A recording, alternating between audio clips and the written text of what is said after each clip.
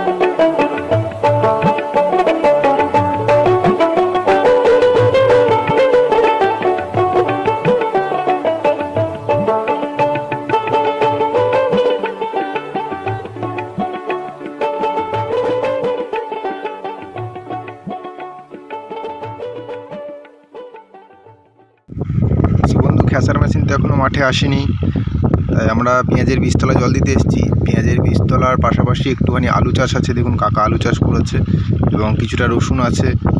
তো এইখানে আগে জলটা দেওয়া নেওয়া হচ্ছে। এখানে জলটা দেওয়া হলে তবে পাশাপাশি দেখতে পাচ্ছেন আমাদের পেঁয়াজের চারা আছে, সেই পেঁয়াজের চারায় জল দেওয়া হবে। সেই মুহূর্তে আলুতে এবং রসুনে জল দেওয়া চলছে। ফ্রেন্ডস, আমার পিছনে দেখছেন খ্যাসার মেশিন চলছে। আমি একটু ওদের সাথে কথা বলতে যাচ্ছি, কারণ 2টোর সময় আসার কথা আছে, এখন বাজে 1:25।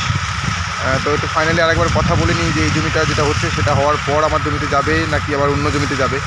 তার জন্য আমি একটু যাচ্ছি কথা বলতে, দেখি ওরা কী বলে।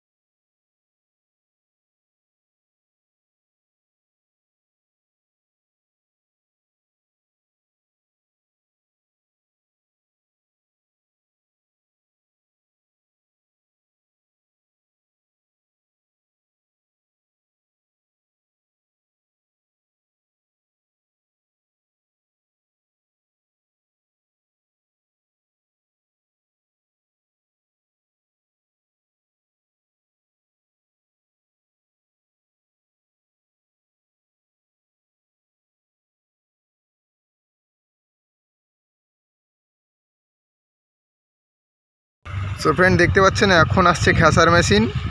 তো আমরা ধান ধারবো এখন অন্য একটা জমিতে যাচ্ছে, এরপরে আমাদের জমিতে আসবে। তো ততক্ষণের জন্য আমরা ওয়েট করছি। সো ফ্রেন্ডস, অনেকক্ষণ থেকে ওয়েট করছি, খ্যাসার মেশিন এখনও আসছে না। পাশাপাশি জমিতে ধান ধারা চলছে। তো কী করব, দুপুরের টাইম, বেশ ফাঁকা মাঠে, হাওয়াটাও সুন্দর দিচ্ছে, তো ঘুম পেয়ে যাচ্ছে। আমি দেখুন ধানের গাদাতে শুয়ে পড়েছি, একটু এখানেই বিশ্রাম করে নিচ্ছি।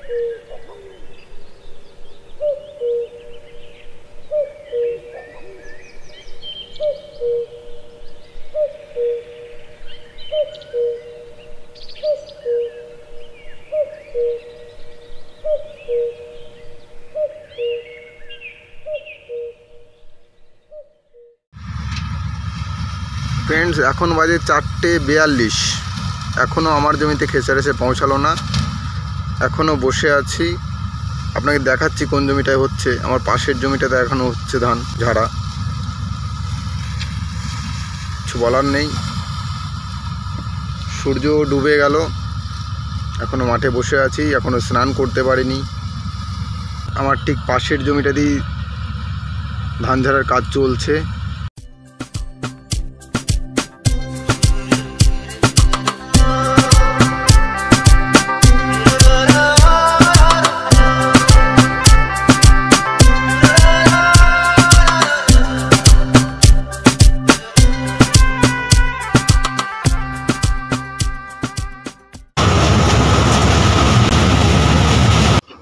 সো ফ্রেন্ডস, মেশিনটা চলতে চলতে প্রচণ্ড জোরে বিকট একটা আওয়াজ হয়েছে। মেশিনটা এখন খোলা হচ্ছে দেখার জন্য যে কি হয়েছে।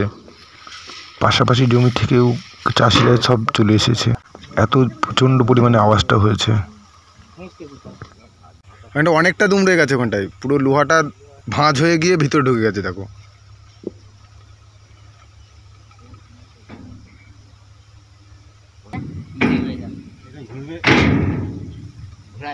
ঘুরবে তো তোমার এইদিকে। হ্যাঁ, এরকম ঘুরবে, এরকম এরকম ইজি ঘুরবে।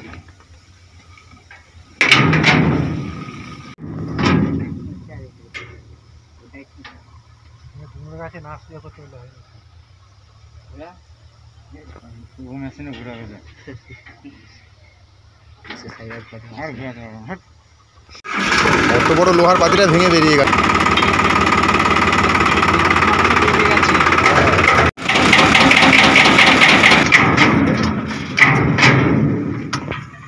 হবে না, হবে না, এইভাবে হয় না এই কাজ। প্রতিটা এতেই ঠেকছে তো।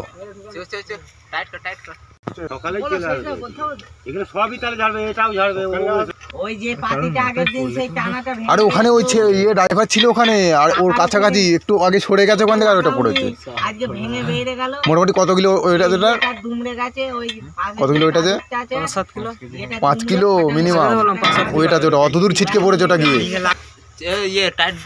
দেখ ওইখানটা পুরো দুমড়ে গেছে, ওইটা ঘা খেয়ে ওইটা পুরো দুমড়ে গেছে। হবে না, এইটা ফুলে আগে সোজা করতে হবে, ফুলতে হবে, ফুলে সোজা করতে হবে। আর ওইটা পাত্রা ভেঙে গেছে, যা করবে না কেটে দেবে, জানি তো যা করার কেটে দিলে মিটে যাবে। ফ্রেন্ড, ধান ঝাড়তে গিয়ে হয়ে গেল বিপদ। একটা প্লেট ভেঙে বেরিয়ে চলে গেছে, ওর জন্য আর ধান ঝাড়া আজকাল হলো না, আমার জমিতে আর পৌঁছানো হলো না। সো কি আর বলবো, আজকে সারাদিনটা এইভাবেই কেটে গেল, ফালতু হয়ে গেল একদম।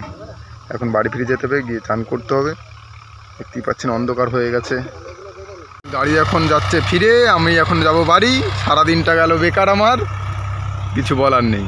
সো ফ্রেন্ডস, এখন বাজে 6টা, আমি বাড়ি ফিরে এসেছি মাঠ থেকে। খিদেও পেয়েছে, স্নানটা সারলাম। তো অবেলায় তো এখন ভাত খাওয়াটা ঠিক হবে না, তার জন্য এখন খেতে বসেছি চা আর মুড়ি। 1 বাটি চা নিয়েছি, আর বড় গামলা 1 গামলা মুড়ি, আর সাথে অল্পটুকু চানাচুর। খেতে বসেছি, খাওয়া দাওয়া করে নিই। শরীরটা খুব ক্লান্ত, আজকে আর ভালো লাগছে না, আজকে ব্লগটাও আর বানাবো না। সো ফ্রেন্ডস, আবার দেখা হবে নেক্সট অন্য কোনো ব্লগে। ততক্ষণের জন্য গুড বাই।